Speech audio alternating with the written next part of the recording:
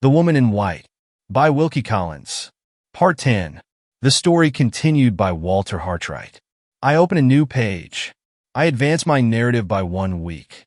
The history of the interval which I thus pass over must remain unrecorded. My heart turns faint. My mind sinks in darkness and confusion when I think of it. This must not be, if I who write am to guide, as I ought, you who read. This must not be, if the clue that leads through the windings of the story is to remain from end to end untangled in my hands. A life suddenly changed, its whole purpose created afresh, its hopes and fears, its struggles, its interests, and its sacrifices all turned at once and forever into a new direction. This is the prospect which now opens before me, like the burst of view from a mountain's top. I left my narrative in the quiet shadow of Limmeridge Church. I resume it, 1 week later, in the stir and turmoil of a London street. The street is in a populous and a poor neighborhood. The ground floor of one of the houses in it is occupied by a small newsvendor's shop, and the first floor and the second are let as furnished lodgings of the humblest kind. I have taken those 2 floors in an assumed name. On the upper floor I live with a room to work in, a room to sleep in. On the lower floor, under the same assumed name, 2 women live who were described as my sisters. I get my bread by drawing and engraving on wood for the cheap periodicals. My sisters are supposed to help me by taking in a little needlework. Our poor place of abode, our humble calling, our assumed relationship, and our assumed name are all used alike as a means of hiding us in the house forest of London. We are numbered no longer with the people whose lives are open and known. I am an obscure, unnoticed man, without patron or friend to help me. Marian Holcomb is nothing now but my eldest sister, who provides for our household wants by the toil of her own hands. We too, in the estimation of others, are at once the dupes and the agents of a daring imposture. We are supposed to be the accomplices of Mad and Catherick, who claims the name, the place, and the living personality of dead Lady Glyde. That is our situation. That is the changed aspect in which we 3 must appear, henceforth, in this narrative, for many and many a page to come. In the eye of reason and of law, in the estimation of relatives and friends, according to every received formality of civilized society, Laura, Lady Glyde, lay buried with her mother in Limmeridge churchyard. Torn in her own lifetime from the list of the living, the daughter of Philip Fairley and the wife of Percival Glyde might still exist for her sister, might still exist for me, but to all the world besides she was dead. Dead to her uncle, who had renounced her. Dead to the servants of the house, who had failed to recognize her. Dead to the persons in authority, who had transmitted her fortune to her husband and her aunt. Dead to my mother and my sister, who believed me to be the dupe of an adventuress and the victim of a fraud. Socially, morally, legally dead. And yet alive. Alive in poverty and in hiding. Alive, with the poor drawing master to fight her battle, and to win the way back for her to her place in the world of living beings. Did no suspicion, excited by my own knowledge of and Catherick's resemblance to her, cross my mind when her face was first revealed to me? Not the shadow of a suspicion, from the moment when she lifted her veil by the side of the inscription which recorded her death. Before the sun of that day had set, before the last glimpse of the home which was closed against her had passed from our view, the farewell words I spoke, when we parted at Limmeridge House, had been recalled by both of us, repeated by me, recognized by her. If ever the time comes, when the devotion of my whole heart and soul and strength will give you a moment's happiness, or spare you a moment's sorrow, will you try to remember the poor drawing master who has taught you? She, who now remembered so little of the trouble and terror of a later time, remembered those words, and laid her poor head innocently and trustingly on the bosom of the man who had spoken them. In that moment, when she called me by my name, when she said, "They have tried to make me forget everything, Walter, but I remember Marian, and I remember you," in that moment, I, who had long since given her my love, gave her my life, and thanked God that it was mine to bestow on her. Yes, the time had come. From thousands on thousands of miles away, through forest and wilderness, where companions stronger than I had fallen by my side, through peril of death thrice renewed and thrice escaped, The hand that leads men on the dark road to the future had led me to meet that time. Forlorn and disowned, sorely tried and sadly changed. Her beauty faded, her mind clouded, robbed of her station in the world, of her place among living creatures. The devotion I had promised, the devotion of my whole heart and soul and strength, might be laid blamelessly now at those dear feet. In the right of her calamity, in the right of her friendlessness, she was mine at last, mine to support, to protect, to cherish, to restore, mine to love and honor as father and brother both, mine to vindicate through all risks and all sacrifices, through the hopeless struggle against rank and power, through the long fight with armed deceit and fortified success, through the waste of my reputation, through the loss of my friends, through the hazard of my life. My position is defined. My motives are acknowledged. The story of Marion and the story of Laura must come next.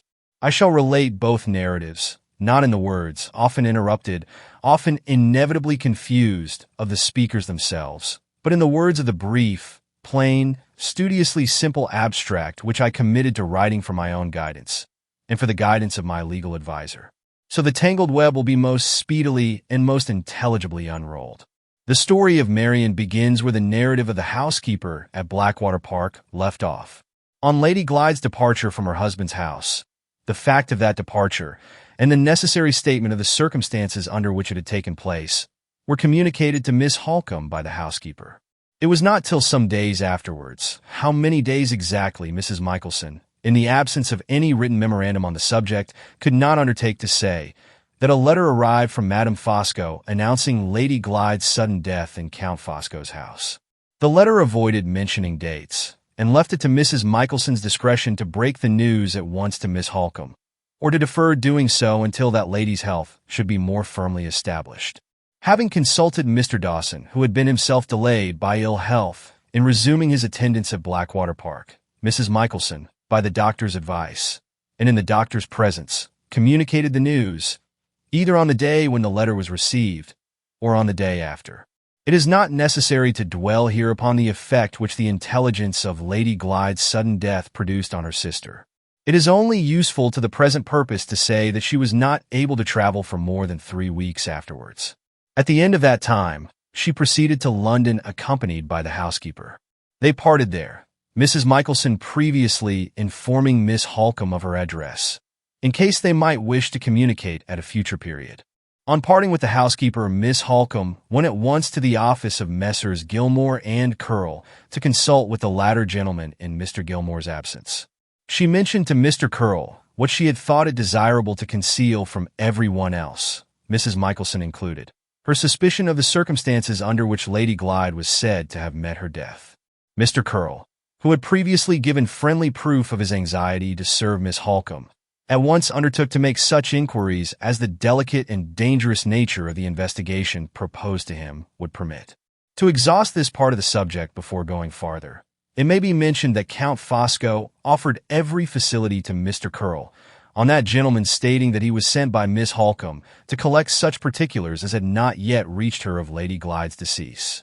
Mr. Curl was placed in communication with the medical man, Mr. Goodrick, and with the 2 servants.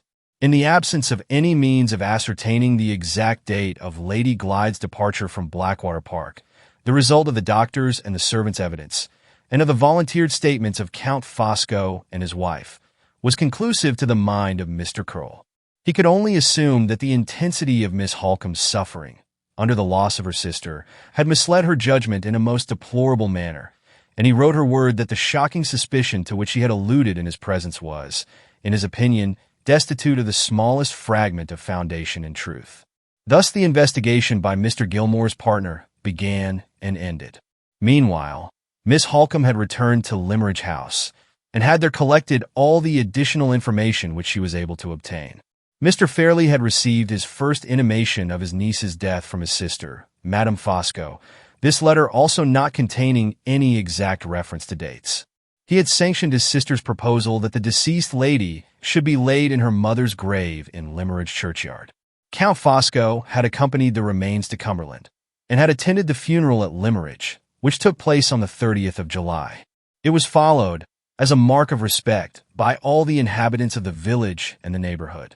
On the next day, the inscription, originally drawn out, it was said, by the aunt of the deceased lady and submitted for approval to her brother, Mr. Fairley, was engraved on one side of the monument over the tomb.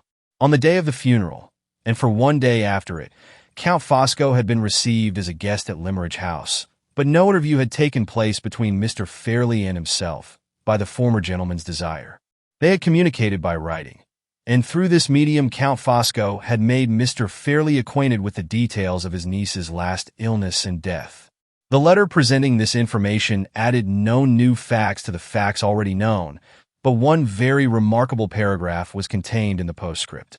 It referred to enigmatic. The substance of the paragraph in question was as follows. It first informed Mr. Fairley that enigmatic, of whom he might hear full particulars from Miss Holcomb when she reached Limmeridge, had been traced and recovered in the neighborhood of Blackwater Park, and had been for the second time placed under the charge of the medical man from whose custody she had once escaped. This was the first part of the postscript. The second part warned Mr. Fairley that enigmatic's mental malady had been aggravated by her long freedom from control, and that the insane hatred and distrust of Sir Percival Glyde, which had been one of her most marked delusions in former times, still existed under a newly acquired form. The unfortunate woman's last idea in connection with Sir Percival was the idea of annoying and distressing him, and of elevating herself, as she supposed, in the estimation of the patients and nurses, by assuming the character of his deceased wife, the scheme of this personation having evidently occurred to her after a stolen interview which she had succeeded in obtaining with Lady Glyde, and at which she had observed the extraordinary accidental likeness between the deceased lady and herself. It was to the last degree improbable that she would succeed a second time in escaping from the asylum, but it was just possible she might find some means of annoying the late Lady Glyde's relatives with letters, and in that case Mr. Fairley was warned beforehand how to receive them. The postscript, expressed in these terms, was shown to Miss Holcomb when she arrived at Limmeridge. There were also placed in her possession the clothes Lady Glyde had worn, and the other effects she had brought with her to her aunt's house. They had been carefully collected and sent to Cumberland by Madame Fosco. Such was the posture of affairs when Miss Holcomb reached Limmeridge in the early part of September. Shortly afterward, she was confined to her room by a relapse, her weakened physical energies giving way under the severe mental affliction from which she was now suffering. On getting stronger again, in a month's time, her suspicion of the circumstances described as attending her sister's death still remained unshaken. She had heard nothing in the interim of Sir Percival Glyde, but letters had reached her from Madame Fosco, making the most affectionate inquiries on the part of her husband and herself. Instead of answering these letters, Miss Holcomb caused the house in St. John's Wood, and the proceedings of its inmates, to be privately watched. Nothing doubtful was discovered. The same result attended the next investigations, which were secretly instituted on the subject of Mrs. Rubbell. She had arrived in London about 6 months before with her husband. They had come from Lyons, and they had taken a house in the neighborhood of Leicester Square to be fitted up as a boarding house for foreigners, who were expected to visit England in large numbers to see the exhibition of 1851. Nothing was known against husband or wife in the neighborhood. They were quiet people, and they had paid their way honestly up to the present time. The final inquiries related to Sir Percival Glyde. He was settled in Paris and living there quietly in a small circle of English and French friends. Foiled at all points, but still not able to rest, Miss Holcomb next determined to visit the asylum in which she then supposed enigmatic to be for the second time confined. She had felt a strong curiosity about the woman in former days, and she was now doubly interested. First, in ascertaining whether the report of enigmatic's attempted personation of Lady Glyde was true, and secondly, if it proved to be true, in discovering for herself what the poor creature's real motives were for attempting the deceit. Although Count Fosco's letter to Mr. Fairley did not mention the address of the asylum, that important omission cast no difficulties in Miss Holcomb's way. When Mr. Hartright had met enigmatic at Limmeridge, she had informed him of the locality in which the house was situated, and Miss Holcomb had noted down the direction in her diary, with all the other particulars of the interview exactly as she heard them from Mr. Hartright's own lips. Accordingly, she looked back at the entry and extracted the address, furnished herself with the Count's letter to Mr. Fairley as a species of credential which might be useful to her, and started by herself for the asylum on the 11th of October. She passed the night of the 11th in London. It had been her intention to sleep at the house inhabited by Lady Glyde's old governess, but Mrs. Vesey's agitation at the sight of her lost pupil's nearest and dearest friend was so distressing that Miss Holcombe considerately refrained from remaining in her presence, and removed to a respectable boarding house in the neighborhood, recommended by Mrs. Vesey's married sister. The next day, she proceeded to the asylum, which was situated not far from London on the northern side of the metropolis. She was immediately admitted to see the proprietor. At first he appeared to be decidedly unwilling to let her communicate with his patient, but on her showing him the postscript to Count Fosco's letter, on her reminding him that she was the Miss Holcombe there referred to, that she was a near relative of the deceased Lady Glyde, and that she was therefore naturally interested, for family reasons, in observing for herself the extent of Catherick's delusion in relation to her late sister, the tone and manner of the owner of the asylum altered, and he withdrew his objections. He probably felt that a continued refusal, under these circumstances, would not only be an act of discourtesy in itself, but would also imply that the proceedings in his establishment were not of a nature to bear investigation by respectable strangers. Miss Holcombe's own impression was that the owner of the asylum had not been received into the confidence of Sir Percival and the Count. His consenting at all to let her visit his patient seemed to afford one proof of this, and his readiness in making admissions which could scarcely have escaped the lips of an accomplice certainly appeared to furnish another. For example, in the course of the introductory conversation which took place, he informed Miss Holcombe that Catherick had been brought back to him with the necessary order and certificates by Count Fosco on the 27th of July, the Count also producing a letter of explanations and instructions signed by Sir Percival Glyde. On receiving his inmate again, the proprietor of the asylum acknowledged that he had observed some curious personal changes in her. Such changes, no doubt, were not without precedent in his experience of persons mentally afflicted. Insane people were often at one time, outwardly as well as inwardly, unlike what they were at another, the change from better to worse, or from worse to better, in the madness having a necessary tendency to produce alterations of appearance externally. He allowed for these, and he allowed also for the modification in the form of Catherick's delusion, which was reflected no doubt in her manner and expression. But he was still perplexed at times by certain differences between his patient before she had escaped and his patient since she had been brought back. Those differences were too minute to be described. He could not say, of course, that she was absolutely altered in height or shape or complexion, or in the color of her hair and eyes, or in the general form of her face.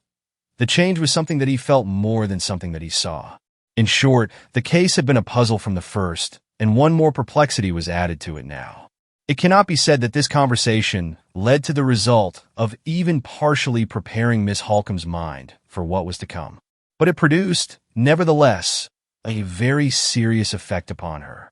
She was so completely unnerved by it that some little time elapsed before she could summon composure enough to follow the proprietor of the asylum to that part of the house in which the inmates were confined. On inquiry, it turned out that the supposed Catherick was then taking exercise in the grounds attached to the establishment. One of the nurses volunteered to conduct Miss Holcombe to the place, the proprietor of the asylum remaining in the house for a few minutes to attend to a case which required his services, and then engaging to join his visitor in the grounds. The nurse led Miss Holcombe to a distant part of the property, which was prettily laid out, and after looking about her a little, turned into a turf walk, shaded by a shrubbery on either side. About halfway down this walk 2 women were slowly approaching. The nurse pointed to them and said, "There is Catherick, ma'am, with the attendant who waits on her. The attendant will answer any questions you wish to put." With those words, the nurse left her to return to the duties of the house. Miss Holcombe advanced on her side, and the women advanced on theirs. When they were within a dozen paces of each other, one of the women stopped for an instant, looked eagerly at the strange lady, shook off the nurse's grasp on her, and the next moment rushed into Miss Holcombe's arms. In that moment, Miss Holcombe recognized her sister, recognized the dead alive. Fortunately for the success of the measures taken subsequently, no one was present at that moment but the nurse. She was a young woman, and she was so startled that she was at first quite incapable of interfering. When she was able to do so, her whole services were required by Miss Holcomb, who had for the moment sunk altogether in the effort to keep her own senses under the shock of the discovery. After waiting a few minutes in the fresh air and the cool shade, her natural energy and courage helped her a little, and she became sufficiently mistress of herself to feel the necessity of recalling her presence of mind for her unfortunate sister's sake. She obtained permission to speak alone with the patient, on condition that they both remained well within the nurse's view. There was no time for questions. There was only time for Miss Holcomb to impress on the unhappy lady the necessity of controlling herself, and to assure her of immediate help and rescue if she did so. The prospect of escaping from the asylum by obedience to her sister's directions was sufficient to quiet Lady Glyde, and to make her understand what was required of her. Miss Holcomb next returned to the nurse, placed all the gold she then had in her pocket, 3 sovereigns, in the nurse's hands, and asked when and where she could speak to her alone.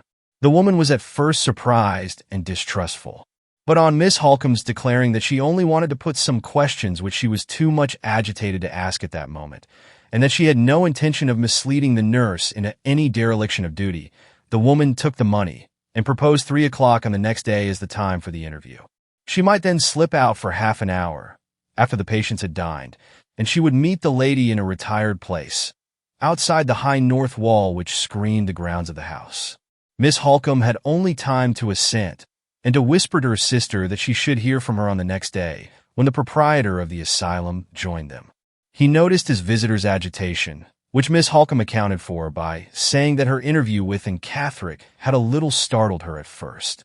She took her leave as soon after as possible. That is to say, as soon as she could summon courage to force herself from the presence of her unfortunate sister. A very little reflection, when the capacity to reflect returned, convinced her that any attempt to identify Lady Glyde and to rescue her by legal means would, even if successful, involve a delay that might be fatal to her sister's intellects, which were shaken already by the horror of the situation to which she had been consigned. By the time Miss Holcomb had got back to London, she had determined to effect Lady Glyde's escape privately by means of the nurse.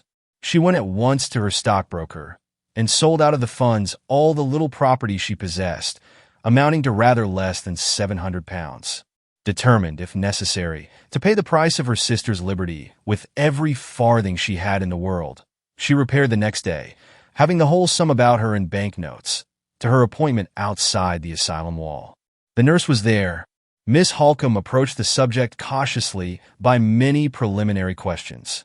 She discovered, among other particulars, that the nurse who had in former times attended on the true Catherick had been held responsible, although she was not to blame for it, for the patient's escape, and had lost her place in consequence. The same penalty, it was added, would attach to the person then speaking to her, if the supposed Catherick was missing a second time. And moreover, the nurse in this case had an especial interest in keeping her place. She was engaged to be married, and she and her future husband were waiting till they could save, together, between £200 and £300 to start in business. The nurse's wages were good, and she might succeed by strict economy in contributing her small share towards the sum required in 2 years' time. On this hint Miss Holcomb spoke.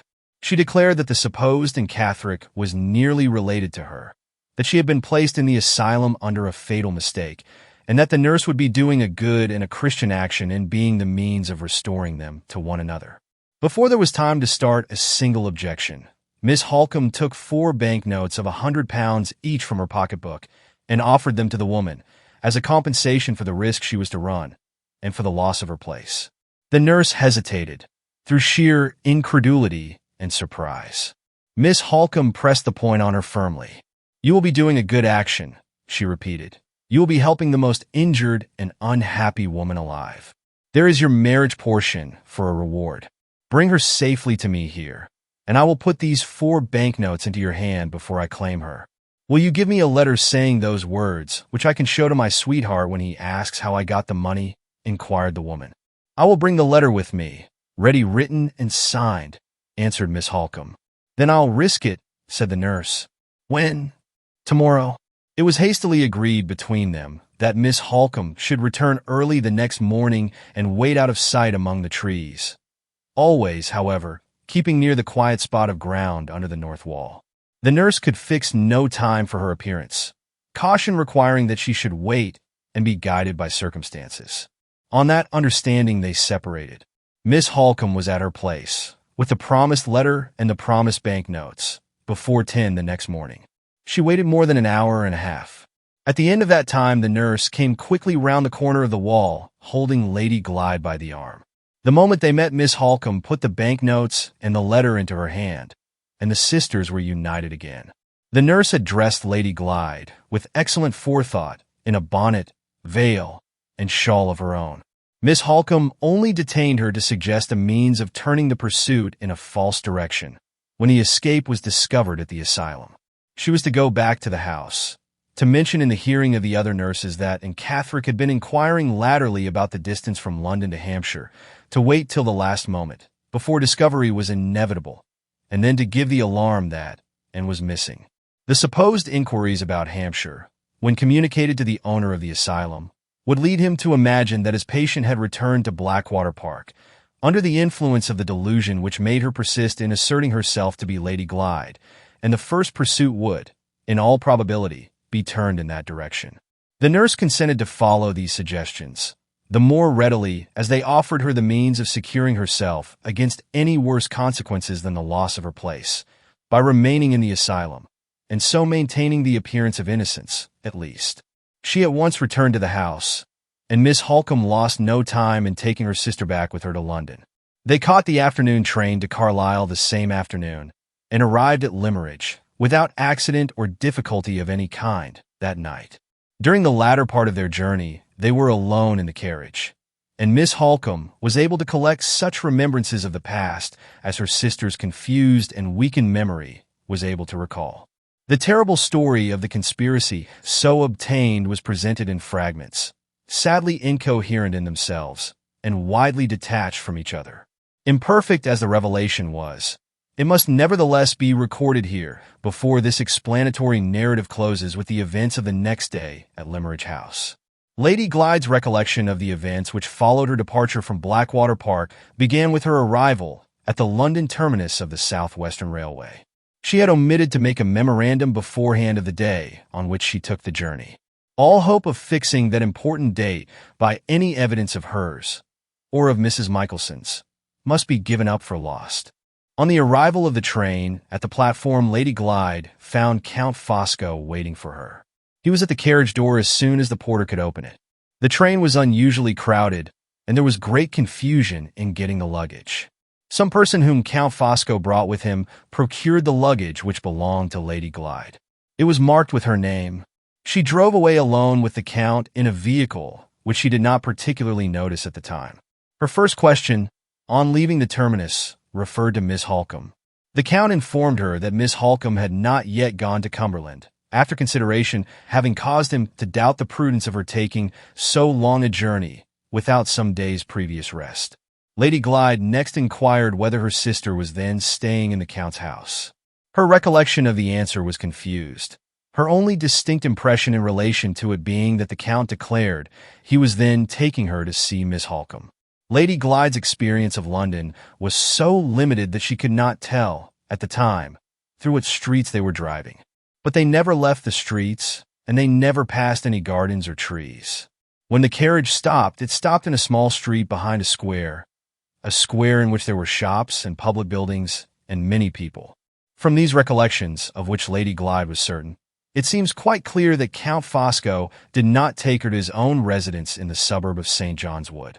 They entered the house and went upstairs to a back room, either on the first or second floor. The luggage was carefully brought in.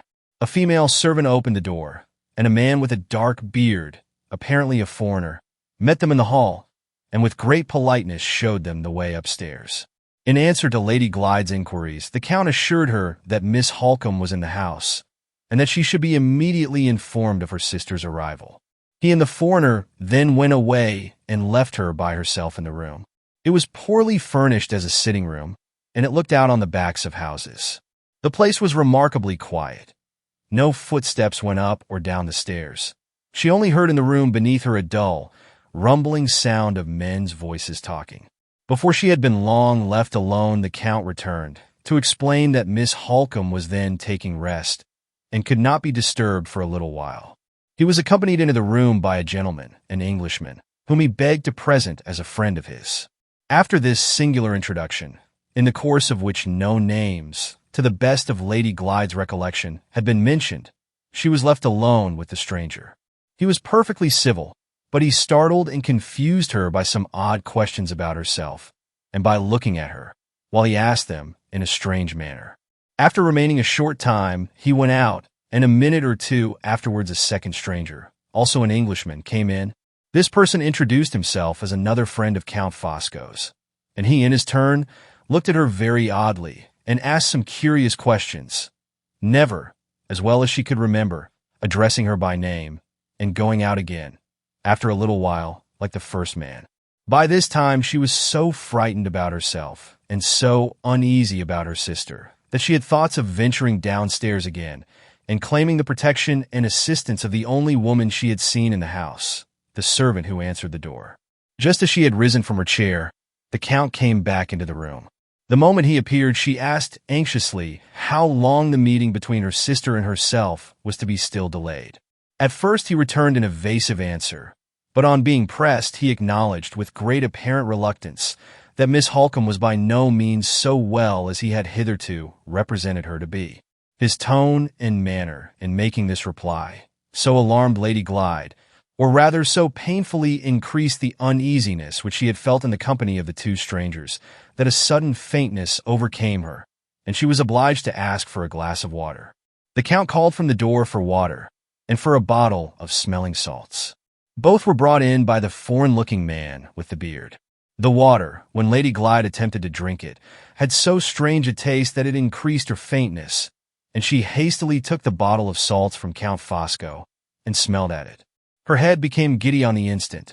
The Count caught the bottle as it dropped out of her hand, and the last impression of which she was conscious was that he held it to her nostrils again. From this point her recollections were found to be confused, fragmentary, and difficult to reconcile with any reasonable probability. Her own impression was that she recovered her senses later in the evening, that she then left the house, that she went, as she had previously arranged to go, at Blackwater Park, to Mrs. Vesey's, that she drank tea there, and that she passed the night under Mrs. Vesey's roof. She was totally unable to say how, or when, or in what company she left the house to which Count Fosco had brought her. But she persisted in asserting that she had been to Mrs. Vesey's, and still more extraordinary, that she had been helped to undress and get to bed by Mrs. Rubbell. She could not remember what the conversation was at Mrs. Vesey's, or whom she saw there besides that lady, or why Mrs. Rubbell should have been present in the house to help her. Her recollection of what happened to her the next morning was still more vague and unreliable. She had some dim idea of driving out, at what hour she could not say, with Count Fosco, and with Mrs. Rubbell again for a female attendant. But when and why she left Mrs. Vesey, she could not tell. Neither did she know what direction the carriage drove in, or where it set her down, or whether the Count and Mrs. Rubbell did or did not remain with her all the time she was out. At this point in her sad story, there was a total blank. She had no impressions of the faintest kind to communicate, no idea whether one day, or more than one day, had passed, until she came to herself suddenly in a strange place, surrounded by women who were all unknown to her. This was the asylum. Here she first heard herself called by and Catherick's name, and here, as a last remarkable circumstance in the story of the conspiracy, her own eyes informed her that she had and Catherick's clothes on. The nurse, on the first night in the asylum, had shown her the marks on each article of her underclothing as it was taken off, and had said, not at all irritably or unkindly, "Look at your own name on your own clothes, and don't worry us all any more about being Lady Glyde. She's dead and buried, and you're alive and hearty. Do look at your clothes now. There it is, in good marking ink, and there you will find it on all your old things, which we have kept in the house, and Catherick, as plain as print. And there it was, when Miss Holcomb examined the linen her sister wore, on the night of their arrival at Limmeridge House. These were the only recollections, all of them uncertain, and some of them contradictory, which could be extracted from Lady Glyde by careful questioning on the journey to Cumberland. Miss Holcomb abstained from pressing her with any inquiries relating to events in the asylum, her mind being but too evidently unfit to bear the trial of reverting to them. It was known, by the voluntary admission of the owner of the madhouse, that she was received there on the 27th of July. From that date until the 15th of October, the day of her rescue, she had been under restraint, her identity within Catholics systematically asserted, and her sanity, from first to last, practically denied. Faculties less delicately balanced, constitutions less tenderly organized, must have suffered under such an ordeal as this. No man could have gone through it and come out of it unchanged. Arriving at Limeridge late on the evening of the 15th, Miss Holcomb wisely resolved not to attempt the assertion of Lady Glyde's identity until the next day. The first thing in the morning, she went to Mr. Fairley's room, and using all possible cautions and preparations beforehand, at last told him in so many words what had happened. As soon as his first astonishment and alarm had subsided, he angrily declared that Miss Holcomb had allowed herself to be duped by and Catholic. He referred her to Count Fosco's letter, and to what she had herself told him of the personal resemblance between Anne and his deceased niece, and he positively declined to admit to his presence, even for 1 minute only, a madwoman, whom it was an insult and an outrage to have brought into his house at all. Miss Holcomb left the room, waited till the first heat of her indignation had passed away, decided on reflection that Mr. Fairley should see his niece in the interests of common humanity before he closed his doors on her as a stranger, and thereupon, without a word of previous warning, took Lady Glyde with her to his room. The servant was posted at the door to prevent their entrance, but Miss Holcomb insisted on passing him, and made her way into Mr. Fairley's presence, leading her sister by the hand. The scene that followed, though it only lasted for a few minutes, was too painful to be described. Miss Holcomb herself shrank from referring to it. Let it be enough to say that Mr. Fairley declared, in the most positive terms, that he did not recognize the woman who had been brought into his room, that he saw nothing in her face and manner to make him doubt for a moment that his niece lay buried in Limeridge churchyard, and that he would call on the law to protect him if before the day was over she was not removed from the house. Taking the very worst view of Mr. Fairley's selfishness, indolence, and habitual want of feeling, it was manifestly impossible to suppose that he was capable of such infamy as secretly recognizing and openly disowning his brother's child. Miss Holcomb humanely and sensibly allowed all due force to the influence of prejudice and alarm in preventing him from fairly exercising his perceptions, and accounted for what had happened in that way. But when she next put the servants to the test, and found that they too were, in every case, uncertain, to say the least of it, whether the lady presented to them was their young mistress or an Catholic, of whose resemblance to her they had all heard, the sad conclusion was inevitable that the change produced in Lady Glyde's face and manner by her imprisonment in the asylum was far more serious than Miss Holcomb had at first supposed.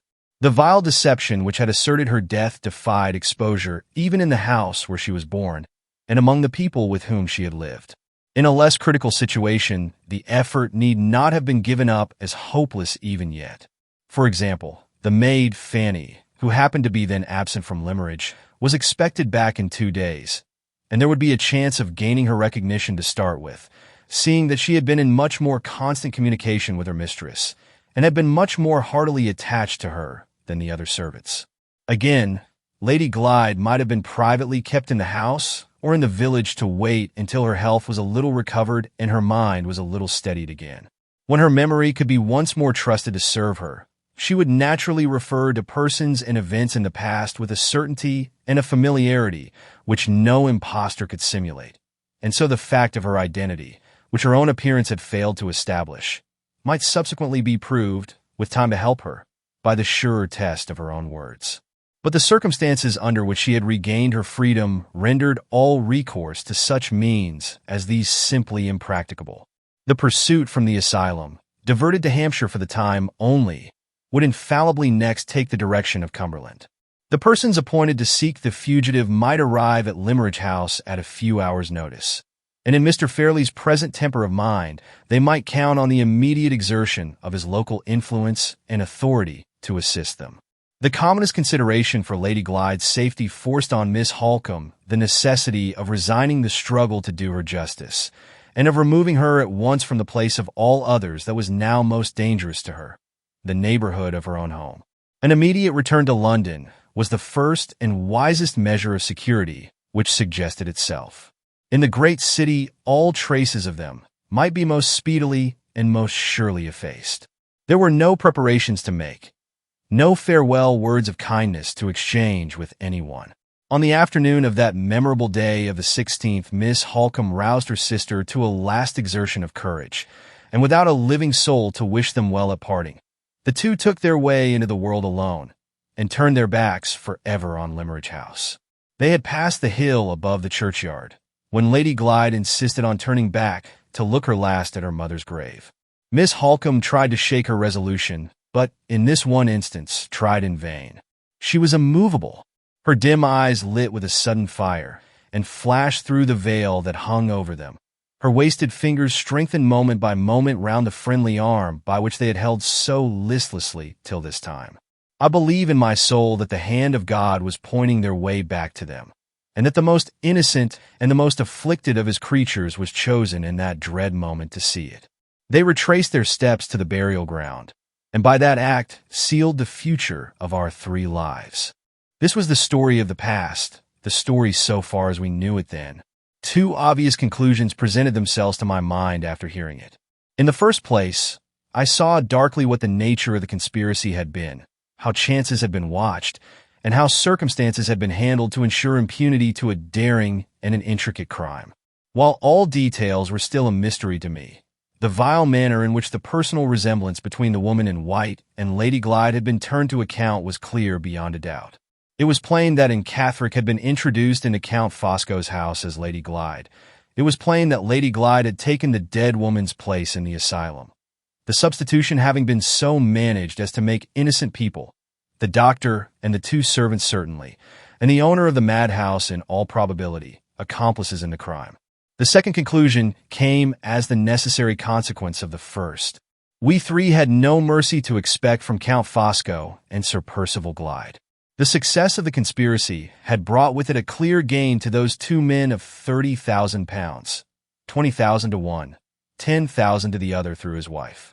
They had that interest, as well as other interests, in ensuring their impunity from exposure, and they would leave no stone unturned, no sacrifice unattempted, no treachery untried, to discover the place in which their victim was concealed, and to part her from the only friend she had in the world, Marian Holcombe and myself. The sense of this serious peril, a peril which every day and every hour might bring nearer and nearer to us, was the one influence that guided me in fixing the place of our retreat. I chose it in the far east of London, where there were fewest idle people to lounge and look about them in the streets. I chose it in a poor and a populous neighborhood, because the harder the struggle for existence among the men and women about us, the less the risk of their having the time or taking the pains to notice chance strangers who came among them. These were the great advantages I looked to, but our locality was a gain to us also in another and a hardly less important respect. We could live cheaply by the daily work of my hands, and could save every farthing we possessed to forward the purpose, the righteous purpose, of redressing an infamous wrong, which from first to last I now kept steadily in view. In a week's time, Marian Holcombe and I had settled how the course of our new lives should be directed. There were no other lodgers in the house, and we had the means of going in and out without passing through the shop. I arranged, for the present at least, that neither Marian nor Laura should stir outside the door without my being with them, and that in my absence from home they should let no one into their rooms on any pretense whatever. This rule established, I went to a friend whom I had known in former days, a wood engraver in large practice, to seek for employment, telling him, at the same time, that I had reasons for wishing to remain unknown. He at once concluded that I was in debt, expressed his regret in the usual forms, and then promised to do what he could to assist me. I left his false impression undisturbed and accepted the work he had to give. He knew that he could trust my experience and my industry. I had what he wanted, steadiness and facility, and though my earnings were but small, they sufficed for our necessities. As soon as we could feel certain of this, Marian Holcombe and I put together what we possessed. She had between £200 and £300 left of her own property, and I had nearly as much remaining from the purchase money obtained by the sale of my drawing master's practice before I left England. Together we made up, between us, more than 400 pounds. I deposited this little fortune in a bank, to be kept for the expense of those secret inquiries and investigations which I was determined to set on foot, and to carry on by myself if I could find no one to help me. We calculated our weekly expenditure to the last farthing, and we never touched our little fund except in Laura's interests and for Laura's sake. The housework, which if we had dared trust a stranger near us, would have been done by a servant, was taken on the first day, taken as her own right, by Marian Holcomb.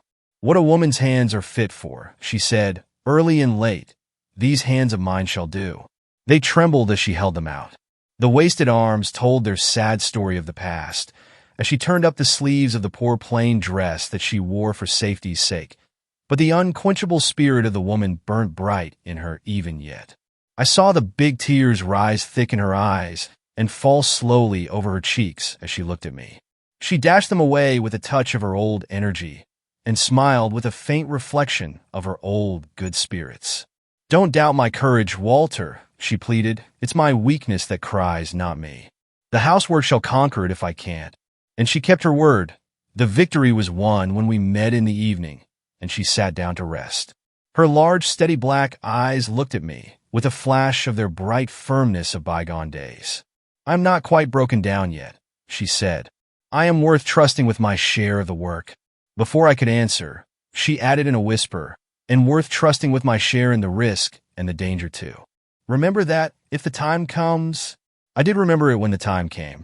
As early as the end of October, the daily course of our lives had assumed its settled direction, and we three were as completely isolated in our place of concealment as if the house we lived in had been a desert island, and the great network of streets and the thousands of our fellow creatures all round us the waters of an illimitable sea. I could now reckon on some leisure time for considering what my future plan of action should be, and how I might arm myself most securely at the outset for the coming struggle with Sir Percival and the Count. I gave up all hope of appealing to my recognition of Laura, or to Marian's recognition of her, in proof of her identity. If we had loved her less dearly, if the instinct implanted in us by that love had not been far more certain than any exercise of reasoning, far keener than any process of observation, even we might have hesitated on first seeing her. The outward changes wrought by the suffering and the terror of the past had fearfully, almost hopelessly, strengthened the fatal resemblance between Catherine and herself. In my narrative of events at the time of my residence in Limmeridge House, I have recorded from my own observation of the two how the likeness, striking as it was when viewed generally, failed in many important points of similarity when tested in detail. In those former days, if they had both been seen together side by side, no person could for a moment have mistaken them one for the other, as has happened often in the instances of twins. I could not say this now. The sorrow and suffering which I had once blamed myself for associating even by a passing thought with the future of Laura Fairley had set their profaning marks on the youth and beauty of her face, and the fatal resemblance which I had once seen and shuddered at seeing, in idea only, was now a real and living resemblance which asserted itself before my own eyes. Strangers, acquaintances, friends even who could not look at her as we looked, if she had been shown to them in the first days of her rescue from the asylum, might have doubted if she were the Laura Fairley they had once seen, and doubted without blame. The one remaining chance, which I had at first thought might be trusted to serve us, the chance of appealing to her recollection of persons and events with which no impostor could be familiar, was proved, by the sad test of our later experience, to be hopeless.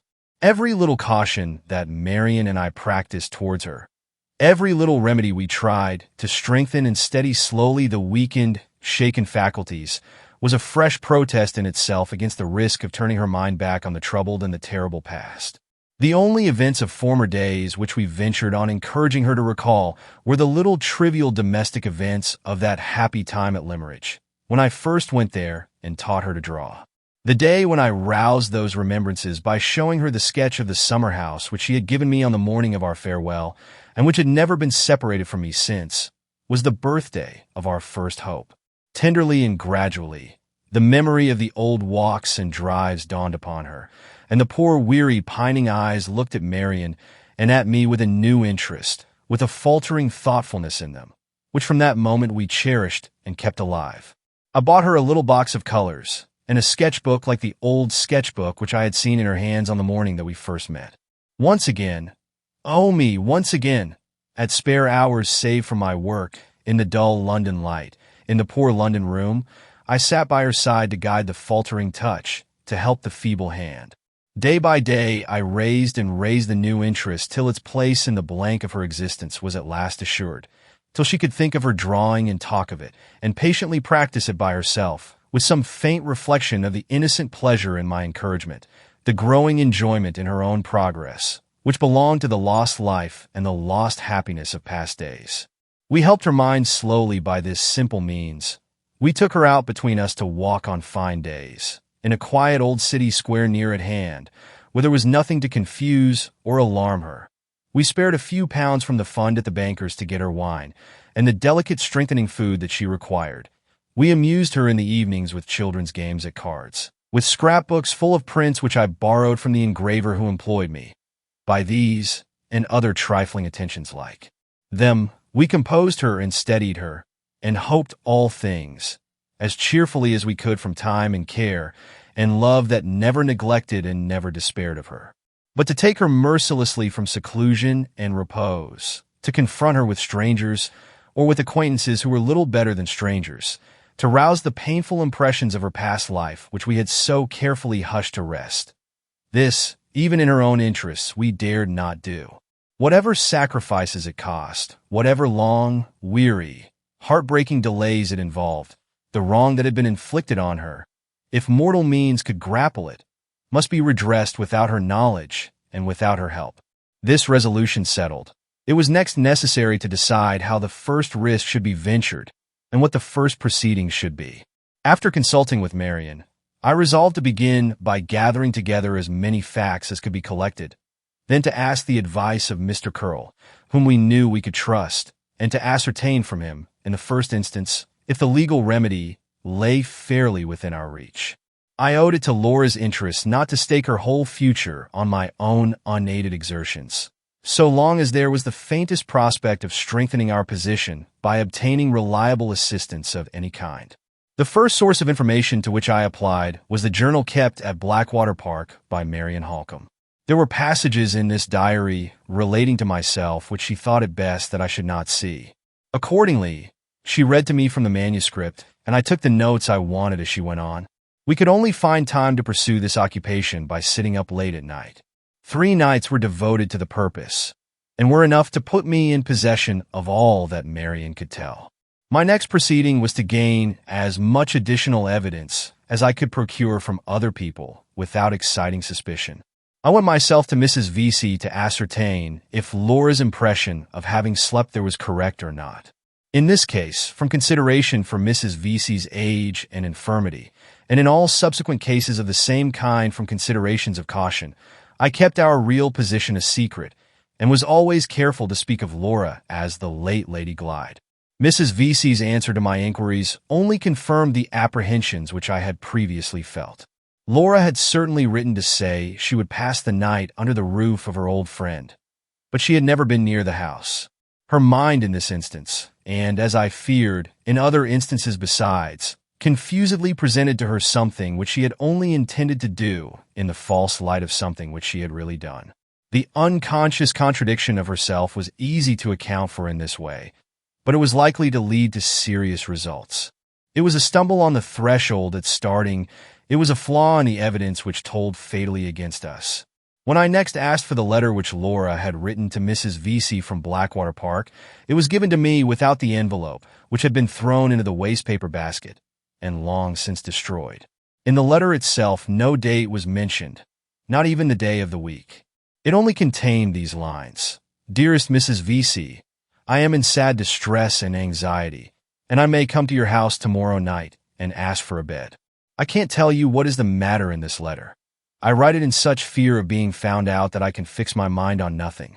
Pray be at home to see me. I will give you 1,000 kisses and tell you everything. Your affectionate Laura." What help was there in those lines? None. On returning from Mrs. Vesey's, I instructed Marian to write, observing the same caution which I practiced myself, to Mrs. Michelson. She was to express, if she pleased, some general suspicion of Count Fosco's conduct, and she was to ask the housekeeper to supply us with a plain statement of events in the interests of truth. While we were waiting for the answer, which reached us in a week's time, I went to the doctor in St. John's Wood, introducing myself as sent by Miss Holcomb to collect, if possible, more particulars of her sister's last illness than Mr. Curl had found the time to procure. By Mr. Goodrich's assistance, I obtained a copy of the certificate of death and an interview with the woman, Jane Gould, who had been employed to prepare the body for the grave. Through this person, I also discovered a means of communicating with the servant, Hester Pinhorn. She had recently left her place in consequence of a disagreement with her mistress, and she was lodging with some people in the neighborhood whom Mrs. Gould knew. In the manner here indicated, I obtained the narratives of the housekeeper, of the doctor, of Jane Gould, and of Hester Pinhorn, exactly as they are presented in these pages. Furnished with such additional evidence as these documents afforded, I considered myself to be sufficiently prepared for a consultation with Mr. Curl, and Marian wrote accordingly to mention my name to him, and to specify the day and hour at which I requested to see him on private business. There was time enough in the morning for me to take Laura out for her walk as usual, and to see her quietly settled at her drawing afterwards. She looked up at me with a new anxiety in her face as I rose to leave the room, and her fingers began to toy doubtfully, in the old way, with the brushes and pencils on the table. "You are not tired of me yet," she said. "You are not going away because you are tired of me? I will try to do better. I will try to get well. Are you as fond of me, Walter, as you used to be? Now I am so pale and thin, and so slow in learning to draw." She spoke as a child might have spoken. She showed me her thoughts as a child might have shown them. I waited a few minutes longer, waited to tell her that she was dearer to me now than she had ever been in the past times. "Try to get well again," I said, encouraging the new hope in the future which I saw dawning in her mind. "Try to get well again, for Marian's sake and for mine." "Yes," she said to herself, returning to her drawing. "I must try because they are both so fond of me." She suddenly looked up again. "Don't be gone long. I can't get on with my drawing, Walter, when you are not here to help me. I shall soon be back, my darling. Soon be back to see how you are getting on." My voice faltered a little in spite of me. I forced myself from the room. It was no time, then, for parting with the self-control which might yet serve me in my need before the day was out. As I opened the door, I beckoned to Marian to follow me to the stairs. It was necessary to prepare her for a result which I felt might sooner or later follow my showing myself openly in the streets. "I shall, in all probability, be back in a few hours," I said, "and you will take care, as usual, to let no one inside the doors in my absence. But if anything happens—" "What can happen?" she interposed quickly. "Tell me plainly, Walter, if there is any danger, and I shall know how to meet it." "The only danger," I replied, "is that Sir Percival Glyde may have been recalled to London by the news of Laura's escape. You are aware that he had me watched before I left England, and that he probably knows me by sight, although I don't know him." She laid her hand on my shoulder and looked at me in anxious silence. I saw she understood the serious risk that threatened us. "It is not likely," I said, "that I shall be seen in London again so soon, either by Sir Percival himself or by the persons in his employ. But it is barely possible that an accident may happen. In that case, you will not be alarmed if I fail to return tonight, and you will satisfy any inquiry of Laura's with the best excuse that you can make for me? If I find the least reason to suspect that I am watched, I will take good care that no spy follows me back to this house. Don't doubt my return, Marian, however it may be delayed, and fear nothing." "Nothing," she answered firmly. "You shall not regret, Walter, that you have only a woman to help you." She paused and detained me for a moment longer. "Take care," she said, pressing my hand anxiously. "Take care." I left her and set forth to pave the way for discovery, the dark and doubtful way which began at the lawyer's door. No circumstance of the slightest importance happened on my way to the offices of Messrs. Gilmore and Curl in Chancery Lane. While my card was being taken in to Mr. Curl, a consideration occurred to me which I deeply regretted not having thought of before. The information derived from Marian's diary made it a matter of certainty that Count Fosco had opened her first letter from Blackwater Park to Mr. Curl, and had, by means of his wife, intercepted the second. He was therefore well aware of the address of the office, and he would naturally infer that if Marion wanted advice and assistance after Laura's escape from the asylum, she would apply once more to the experience of Mr. Curl. In this case, the office in Chancery Lane was the very first place which he and Sir Percival would cause to be watched, and if the same persons were chosen for the purpose who had been employed to follow me before my departure from England, the fact of my return would in all probability be ascertained on that very day. I had thought, generally, of the chances of my being recognized in the streets, but the special risk connected with the office had never occurred to me until the present moment. It was too late now to repair this unfortunate error in judgment. Too late to wish that I had made arrangements for meeting the lawyer in some place privately appointed beforehand. I could only resolve to be cautious on leaving Chancery Lane, and not to go straight home again under any circumstances whatever. After waiting a few minutes, I was shown into Mr. Curl's private room. He was a pale, thin, quiet, self-possessed man with a very attentive eye, a very low voice, and a very undemonstrative manner. Not, as I judged, ready with his sympathy where strangers were concerned, and not at all easy to disturb in his professional composure. A better man for my purpose could hardly have been found. If he committed himself to a decision at all, and if the decision was favorable, the strength of our case was as good as proved from that moment.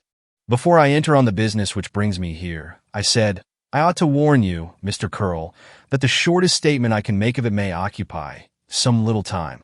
My time is at Miss Holcombe's disposal, he replied. Where any interests of hers are concerned, I represent my partner personally, as well as professionally. It was his request that I should do so when he ceased to take an active part in business. May I inquire whether Mr. Gilmore is in England? He is not. He is living with his relatives in Germany. His health has improved, but the period of his return is still uncertain. While we were exchanging these few preliminary words, he had been searching among the papers before him, and he now produced from them a sealed letter. I thought he was about to hand the letter to me, but apparently changing his mind, he placed it by itself on the table, settled himself in his chair, and silently waited to hear what I had to say. Without wasting a moment in prefatory words of any sort, I entered on my narrative and put him in full possession of the events which have already been related in these pages. Lawyer as he was to the very marrow of his bones, I startled him out of his professional composure. Expressions of incredulity and surprise, which he could not repress, interrupted me several times before I had done. I persevered, however, to the end, and as soon as I reached it, boldly asked the one important question. What is your opinion, Mr. Curl? He was too cautious to commit himself to an answer without taking time to recover his self-possession first. Before I give my opinion, he said, I must beg permission to clear the ground by a few questions. He put the questions, sharp, suspicious, unbelieving questions, which clearly showed me, as they proceeded, that he thought I was the victim of a delusion, and that he might even have doubted, but for my introduction to him by Miss Holcombe, whether I was not attempting the perpetration of a cunningly designed fraud. Do you believe that I have spoken the truth, Mr. Curl? I asked when he had done examining me. So far as your own convictions are concerned, I am certain you have spoken the truth, he replied. I have the highest esteem for Miss Holcombe, and I have therefore every reason to respect a gentleman whose mediation she trusts in a matter of this kind. I will even go farther, if you like, and admit, for courtesy's sake and for argument's sake, that the identity of Lady Glyde as a living person is a proved fact to Miss Holcombe and yourself. But you come to me for a legal opinion. As a lawyer, and as a lawyer only, it is my duty to tell you, Mr. Hartright, that you have not the shadow of a case. You put it strongly, Mr. Curl. I will try to put it plainly as well. The evidence of Lady Glyde's death is, on the face of it, clear and satisfactory. There is her aunt's testimony to prove that she came to Count Fosco's house, that she fell ill, and that she died. There is the testimony of the medical certificate to prove the death, and to show that it took place under natural circumstances. There is the fact of the funeral at Limmeridge, and there is the assertion of the inscription on the tomb. That is the case you want to overthrow. What evidence have you to support the declaration on your side that the person who died and was buried was not Lady Glyde? Let us run through the main points of your statement and see what they are worth. Miss Holcombe goes to a certain private asylum, and there sees a certain female patient. It is known that a woman named and Catholic, and bearing an extraordinary personal resemblance to Lady Glyde, escaped from the asylum. It is known that the person received there last July was received, as in Catholic brought back. It is known that the gentleman who brought her back warned Mr. Fairley that it was part of her insanity to be bent on personating his dead niece. And it is known that she did repeatedly declare herself in the asylum, where no one believed her, to be Lady Glyde. These are all facts. What have you to set against them? Miss Holcomb's recognition of the woman, which recognition after events invalidate or contradict. Does Miss Holcomb assert her supposed sister's identity to the owner of the asylum and take legal means for rescuing her? No. She secretly bribes a nurse to let her escape. When the patient has been released in this doubtful manner and is taken to Mr. Fairley, does he recognize her? Is he staggered for one instant in his belief of his niece's death? No. Do the servants recognize her? No. Is she kept in the neighborhood to assert her own identity and to stand the test of further proceedings? No. She is privately taken to London. In the meantime, you have recognized her also, but you are not a relative. You are not even an old friend of the family. The servants contradict you, and Mr. Fairley contradicts Miss Holcomb, and the supposed Lady Glyde contradicts herself. She declares she passed the night in London at a certain house. Your own evidence shows that she has never been near that house, and your own admission is that her condition of mind prevents you from producing her anywhere to submit to investigation and to speak for herself. I pass over minor points of evidence on both sides to save time, and I ask you, if this case were to go now into a court of law, to go before a jury, bound to take facts as they reasonably appear, where are your proofs? I was obliged to wait and collect myself before I could answer him. It was the first time the story of Laura and the story of Marion had been presented to me from a stranger's point of view, the first time the terrible obstacles that lay across our path had been made to show themselves in their true character. There can be no doubt, I said, that the facts, as you have stated them, appear to tell against us, but you think those facts can be explained away, interposed Mr. Curl. Let me tell you the result of my experience on that point. When an English jury has to choose between a plain fact on the surface and a long explanation under the surface, it always takes the fact in preference to the explanation. For example, Lady Glyde, I call the lady you represent by that name for argument's sake, declares she has slept at a certain house, and it is proved that she has not slept at that house. You explain this circumstance by entering into the state of her mind and deducing from it a metaphysical conclusion. I don't say the conclusion is wrong. I only say that the jury will take the fact of her contradicting herself in preference to any reason for the contradiction that you can offer. But is it not possible, I urged, by dint of patience and exertion, to discover additional evidence? Miss Holcomb and I have a few £100. He looked at me with a half-suppressed pity and shook his head. Consider the subject, Mr. Hartright, from your own point of view, he said. If you are right about Sir Percival Glyde and Count Fosco, which I don't admit, mind, every imaginable difficulty would be thrown in the way of your getting fresh evidence. Every obstacle of litigation would be raised. Every point in the case would be systematically contested, and by the time we had spent our thousands instead of our hundreds, the final result would, in all probability, be against us. Questions of identity, where instances of personal resemblance are concerned, are, in themselves, the hardest of all questions to settle. The hardest, even when they are free from the complications which beset the case we are now discussing. I really see no prospect of throwing any light whatever on this extraordinary affair. Even if the person buried in Limeridge churchyard be not Lady Glyde, she was in life, on your own showing, so like her, that we should gain nothing if we applied for the necessary authority to have the body exhumed. In short, there is no case, Mr. Hartright. There is really no case. I was determined to believe that there was a case, and in that determination shifted my ground, and appealed to him once more. Are there not other proofs that we might produce besides the proof of identities? I asked. Not as you are situated, he replied. The simplest and surest of all proofs, the proof by comparison of dates, is, as I understand, altogether out of your reach. If you could show a discrepancy between the date of the doctor's certificate and the date of Lady Glyde's journey to London, the matter would wear a totally different aspect. And I should be the first to say, let us go on. That date may yet be recovered, Mr. Curl. On the day when it is recovered, Mr. Hartright, you will have a case.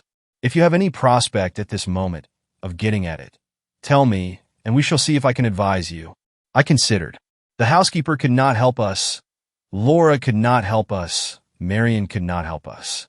In all probability, the only persons in existence who knew the date were Sir Percival and the Count.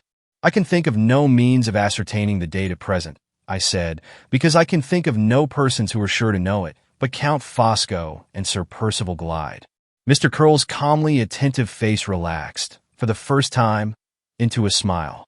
"With your opinion of the conduct of those two gentlemen," he said, "you don't expect help in that quarter, I presume? If they have combined to gain large sums of money by a conspiracy, they are not likely to confess it, at any rate. They may be forced to confess it, Mr. Curl." "By whom?" "By me." We both rose. He looked me attentively in the face with more appearance of interest than he had shown yet. I could see that I had perplexed him a little. "You are very determined," he said. "You have, no doubt, a personal motive for proceeding into which it is not my business to inquire. If a case can be produced in the future, I can only say, my best assistance is at your service. At the same time, I must warn you, as the money question always enters into the law question, that I see little hope, even if you ultimately establish the fact of Lady Glyde's being alive, of recovering her fortune. The foreigner would probably leave the country before proceedings were commenced, and Sir Percival's embarrassments are numerous enough and pressing enough to transfer almost any sum of money he may possess from himself to his creditors. You are of course aware." I stopped him at that point. "Let me beg that we may not discuss Lady Glyde's affairs," I said. "I have never known anything about them in former times, and I know nothing of them now, except that her fortune is lost. You are right in assuming that I have personal motives for stirring in this matter. I wish those motives to be always as disinterested as they are at the present moment." He tried to interpose and explain. I was a little heated, I suppose, by feeling that he had doubted me, and I went on bluntly, without waiting to hear him. "There shall be no money motive," I said, "no idea of personal advantage in the service I mean to render to Lady Glyde. She has been cast out as a stranger from the house in which she was born. A lie which records her death has been written on her mother's tomb, and there are two men, alive and unpunished, who are responsible for it. That house shall open again to receive her in the presence of every soul who followed the false funeral to the grave. That lie shall be publicly erased from the tombstone by the authority of the head of the family, and those two men shall answer for their crime to me, though the justice that sits in tribunals is powerless to pursue them. I have given my life to that purpose, and alone as I stand, if God spares me, I will accomplish it." He drew back towards his table and said nothing. His face showed plainly that he thought my delusion had got the better of my reason, and that he considered it totally useless to give me any more advice. "We each keep our opinion, Mr. Curl," I said, "and we must wait till the events of the future decide between us. In the meantime, I am much obliged to you for the attention you have given to my statement. You have shown me that the legal remedy lies, in every sense of the word, beyond our means. We cannot produce the law proof, and we are not rich enough to pay the law expenses. It is something gained to know that—" I bowed and walked to the door. He called me back and gave me the letter which I had seen in place on the table by itself at the beginning of our interview. "This came by post a few days ago," he said. "Perhaps you will not mind delivering it? Pray tell Miss Holcomb, at the same time, that I sincerely regret being, thus far, unable to help her, except by advice, which will not be more welcome, I am afraid, to her than to you." I looked at the letter while he was speaking. It was addressed to Miss Holcomb, care of Messrs. Gilmore and Curl, Chancery Lane. The handwriting was quite unknown to me. On leaving the room, I asked one last question. "Do you happen to know," I said, "if Sir Percival Glyde is still in Paris?" "He has returned to London," replied Mr. Curl. "At least I heard so from his solicitor, whom I met yesterday." After that answer, I went out. On leaving the office, the first precaution to be observed was to abstain from attracting attention by stopping to look about me. I walked towards one of the quietest of the large squares on the north of Holborn, then suddenly stopped and turned round at a place where a long stretch of pavement was left behind me. There were two men at the corner of the square who had stopped also, and who were standing talking together. After a moment's reflection, I turned back, so as to pass them. One moved as I came near, and turned the corner leading from the square into the street. The other remained stationary. I looked at him as I passed, and instantly recognized one of the men who had watched me before I left England. If I had been free to follow my own instincts, I should probably have begun by speaking to the man, and have ended by knocking him down. But I was bound to consider consequences. If I once placed myself publicly in the wrong, I put the weapons at once into Sir Percival's hands. There was no choice but to oppose cunning by cunning. I turned into the street down which the second man had disappeared, and passed him, waiting in a doorway. He was a stranger to me, and I was glad to make sure of his personal appearance in case of future annoyance. Having done this, I again walked northward till I reached the new road. There I turned aside to the west, having the men behind me all the time, and waited at a point where I knew myself to be at some distance from a cab stand, until a fast two-wheel cab, empty, should happen to pass me. One passed in a few minutes. I jumped in and told the man to drive rapidly towards Hyde Park. There was no second fast cab for the spies behind me. I saw them dart across to the other side of the road, to follow me by running, until a cab or a cab stand came in their way. But I had the start of them, and when I stopped the driver and got out, they were nowhere in sight. I crossed Hyde Park and made sure, on the open ground, that I was free. When I at last turned my steps homewards, it was not till many hours later, not till after dark. I found Marian waiting for me alone in the little sitting room. She had persuaded Laura to go to rest, after first promising to show me her drawing the moment I came in. The poor little dim, faint sketch, so trifling in itself, so touching in its associations, was propped up carefully on the table with two books, and was placed where the faint light of the one candle we allowed ourselves might fall on it to the best advantage. I sat down to look at the drawing, and to tell Marian, in whispers, what had happened. The partition which divided us from the next room was so thin that we could almost hear Laura's breathing, and we might have disturbed her if we had spoken aloud. Marian preserved her composure while I described my interview with Mr. Curl. But her face became troubled when I spoke next of the men who had followed me from the lawyer's office, and when I told her of the discovery of Sir Percival's return. "Bad news, Walter," she said, "the worst news you could bring. Have you nothing more to tell me?" "I have something to give you," I replied, handing her the note which Mr. Curl had confided to my care. She looked at the address and recognized the handwriting instantly. "You know your correspondent?" I said. "Too well," she answered. "My correspondent is Count Fosco." With that reply, she opened the note. Her face flushed deeply while she read it. Her eyes brightened with anger as she handed it to me to read in my turn. The note contained these lines: "Impelled by honorable admiration, honorable to myself, honorable to you, I write, magnificent Marian, in the interest of your tranquility, to say two consoling words. Fear nothing. Exercise your fine natural sense, and remain in retirement. Dear and admirable woman, invite no dangerous publicity. Resignation is sublime. Adopt it. The modest repose of home is eternally fresh. Enjoy it. The storms of life pass harmless over the valley of seclusion. Dwell, dear lady, in the valley. Do this, and I authorize you to fear nothing. No new calamity shall lacerate your sensibilities precious to me as my own. You shall not be molested. The fair companion of your retreat shall not be pursued. She has found a new asylum in your heart. Priceless asylum. I envy her and leave her there. One last word of affectionate warning, of paternal caution, and I tear myself from the charm of addressing you. I close these fervent lines. Advance no farther than you have gone already. Compromise no serious interests. Threaten nobody. Do not, I implore you, force me into action.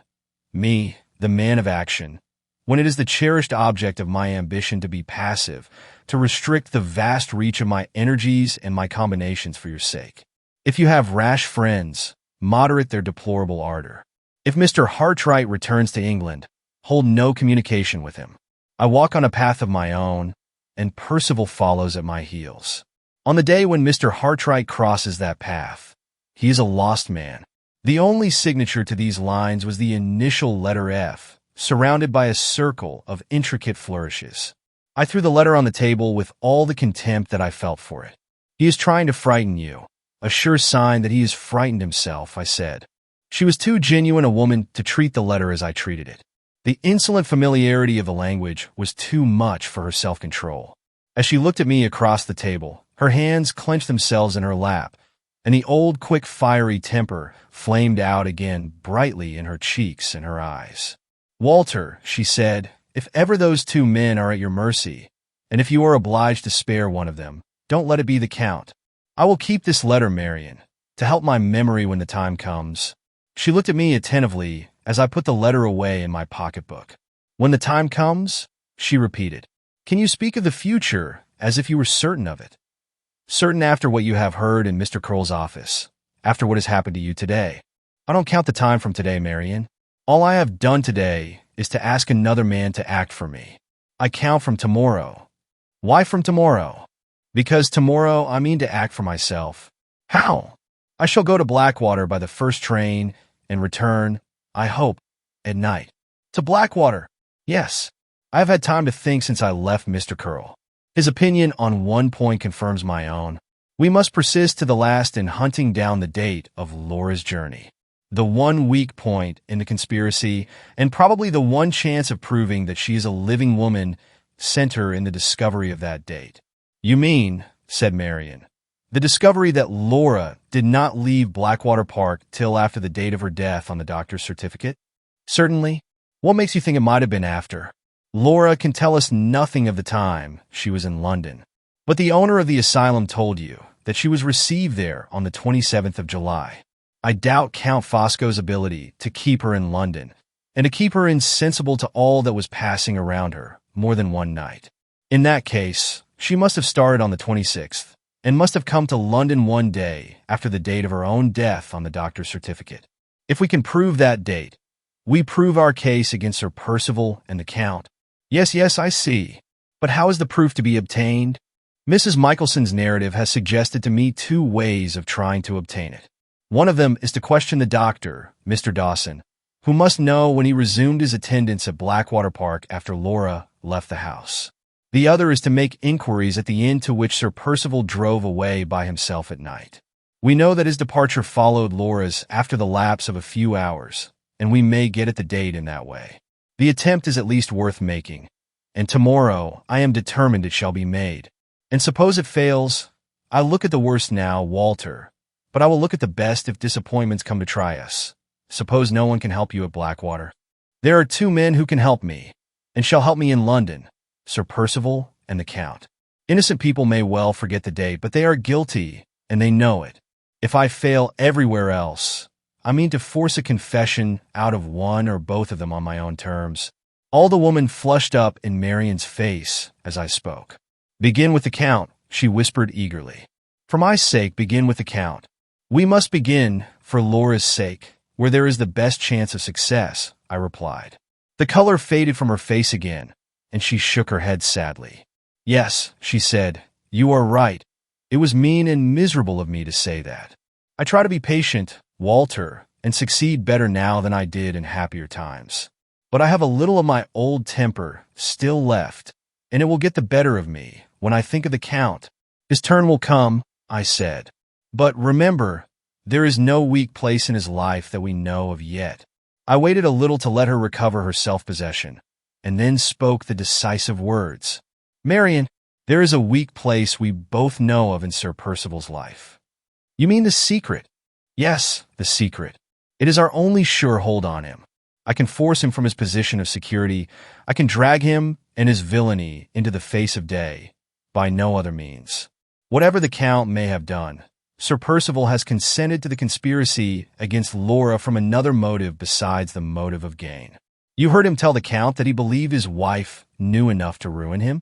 You heard him say that he was a lost man if the secret of and Catherine was known. Yes, I did. Well, Marion, when our other resources have failed us, I mean to know the secret. My old superstition clings to me. Even yet, I say again, the woman in white is a living influence in our three lives. The end is appointed. The end is drawing us on.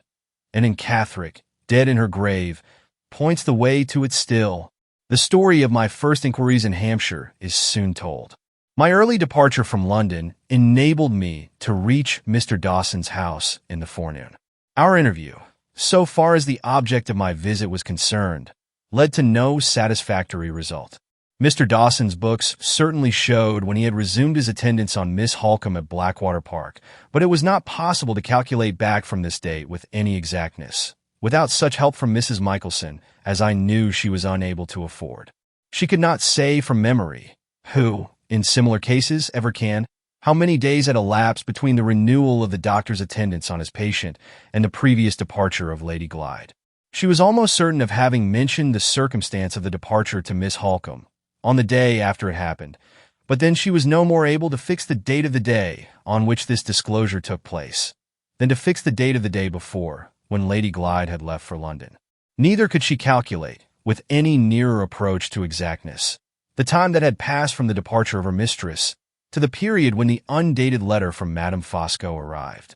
Lastly, as if to complete the series of difficulties, the doctor himself, having been ill at the time, had omitted to make his usual entry of the day of the week and month when the gardener from Blackwater Park had called on him to deliver Mrs. Michelson's message.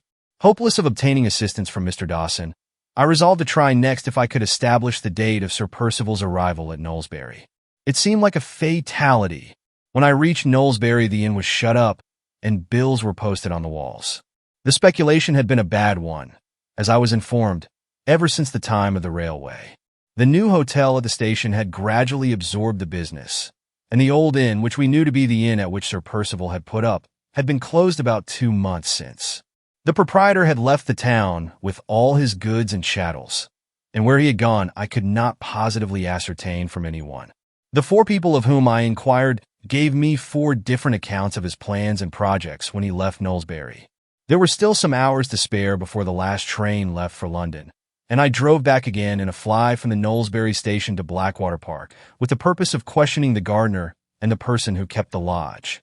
If they too proved unable to assist me, my resources for the present were at an end, and I might return to town.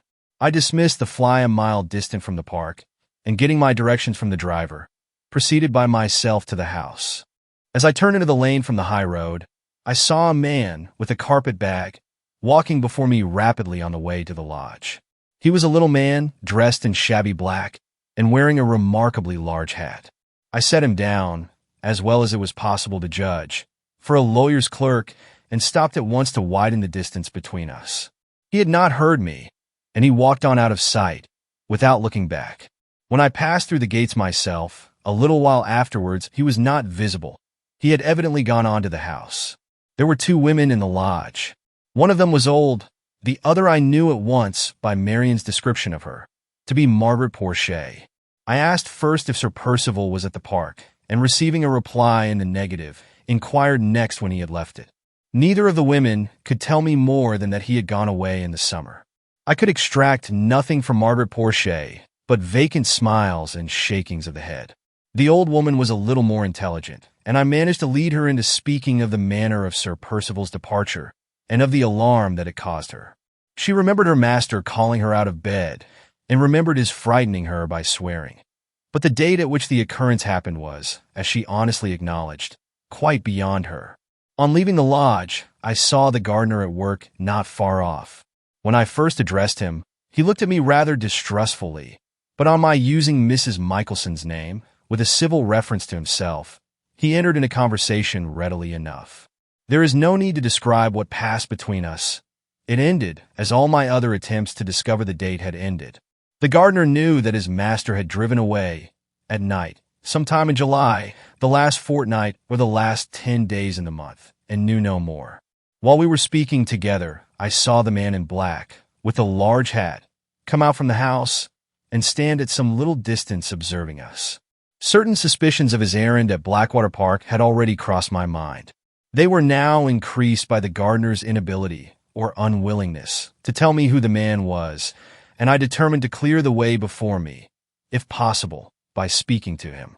The plainest question I could put as a stranger would be to inquire if the house was allowed to be shown to visitors. I walked up to the man at once and accosted him in those words. His look and manner unmistakably betrayed that he knew who I was and that he wanted to irritate me into quarreling with him.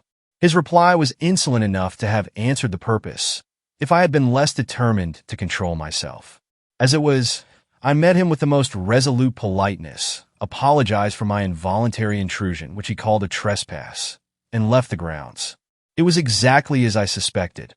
The recognition of me when I left Mr. Curl's office had been evidently communicated to Sir Percival Glyde, and the man in black had been sent to the park in anticipation of my making inquiries at the house or in the neighborhood.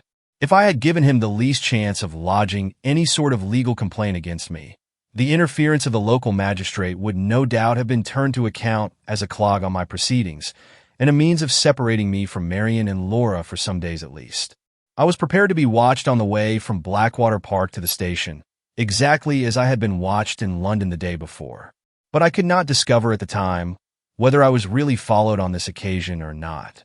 The man in black might have had means of tracking me at his disposal of which I was not aware, but I certainly saw nothing of him, in his own person, either on the way to the station or afterwards on my arrival at the London terminus in the evening. I reached home on foot, taking the precaution, before I approached our own door, of walking round by the loneliest street in the neighborhood, and there stopping and looking back more than once over the open space behind me. I had first learnt to use this stratagem against suspected treachery in the wilds of Central America, and now I was practicing it again, with the same purpose and with even greater caution, in the heart of civilized London. Nothing had happened to alarm Marian during my absence. She asked eagerly what success I had met with. When I told her, she could not conceal her surprise at the indifference with which I spoke of the failure of my investigations thus far. The truth was that the ill success of my inquiries had in no sense daunted me. I had pursued them as a matter of duty, and I had expected nothing from them. In the state of my mind at that time, it was almost a relief to me to know that the struggle was now narrowed to a trial of strength between myself and Sir Percival Glyde.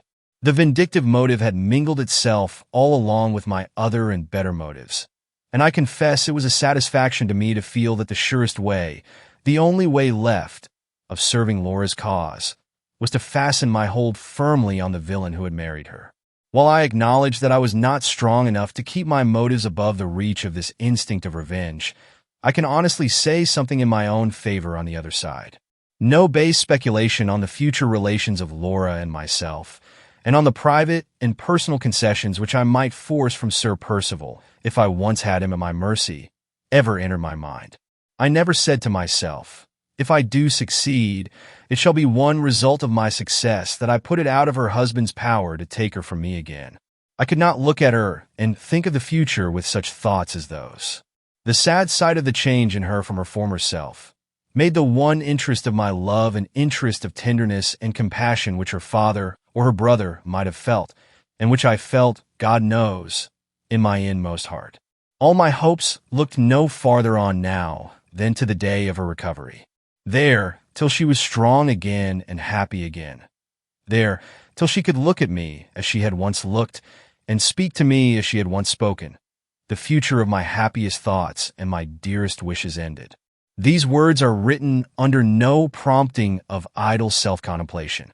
Passages in this narrative are soon to come which will set the minds of others in judgment on my conduct.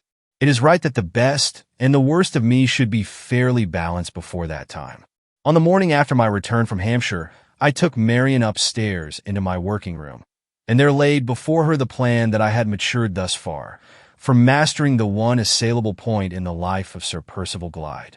The way to the secret lay through the mystery, hitherto impenetrable to all of us, of the woman in white. The approach to that in its turn might be gained by obtaining the assistance of and Catherick's mother, and the only ascertainable means of prevailing on Mrs. Catherick to act or to speak in the matter depended on the chance of my discovering local particulars and family particulars first of all from Mrs. Clements.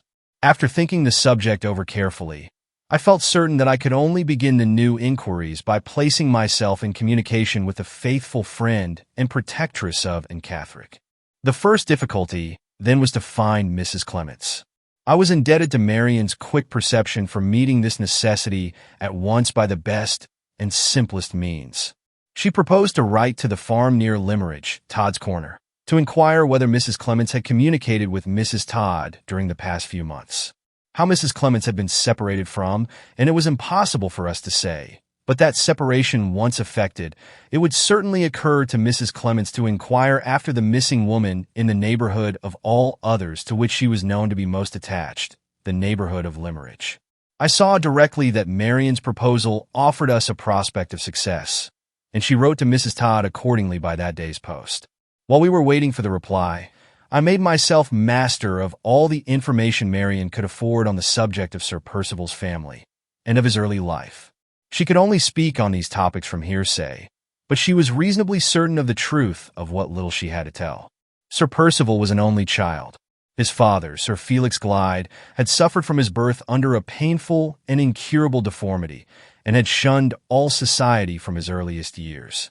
His sole happiness was in the enjoyment of music, and he had married a lady with tastes similar to his own, who was said to be a most accomplished musician. He inherited the Blackwater property while still a young man. Neither he nor his wife, after taking possession, made advances of any sort towards the society of the neighborhood, and no one endeavored to tempt them into abandoning their reserve, with the one disastrous exception of the rector of the parish. The rector was the worst of all innocent mischief-makers, an overzealous man. He had heard that Sir Felix had left college with the character of being little better than a revolutionist in politics and an infidel in religion, and he arrived conscientiously at the conclusion that it was his bounden duty to summon the lord of the manor to hear sound views enunciated in the parish church. Sir Felix fiercely resented the clergyman's well-meant but ill-directed interference, insulting him so grossly and so publicly that the families in the neighborhood sent letters of indignant remonstrance to the park, and even the tenants of the Blackwater property expressed their opinion as strongly as they dared.